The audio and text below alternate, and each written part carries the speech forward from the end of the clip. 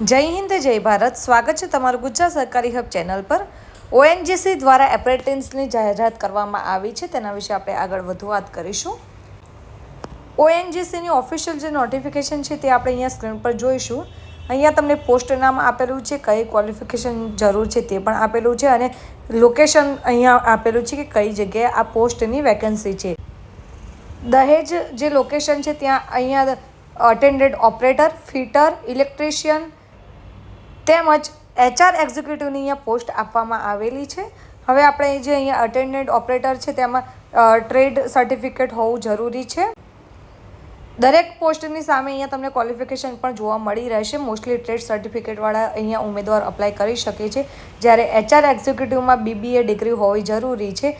Location દહેજ રહેશે. ત્યારબાદ અહીંયા વડોદરાની પણ પોસ્ટ અહીંયા આપવામાં આવેલી છે. વડોદરામાં IT executive, HR executive, account executive અહીંયા પોસ્ટ આપેલી છે.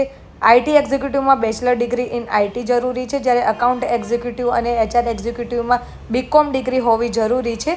જ્યારે અમદાવાદમાં અકાઉન્ટ એક્ઝિક્યુટિવની પોસ્ટ છે જેમાં BCom ડિગ્રીની જરૂર છે, જ્યારે મુંબઈ, દિલ્હીમાં પણ અહીંયા અકાઉન્ટ એક્ઝિક્યુટિવની જરૂર છે, જેમાં પણ BCom ડિગ્રીવાળા ઉમેદવાર અહીંયા અપ્લાય કરી શકે છે.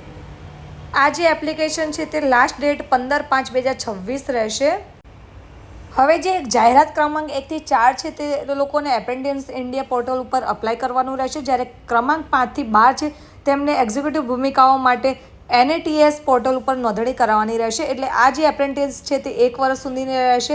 અહીંયા તમારે એપ્લિકેશન ઓનલાઈન કરવાની રહેશે. જરૂરી ડોક્યુમેન્ટ્સ તમારે અહીંયા ઓરિજિનલ અપલોડ કરવાના રહેશે.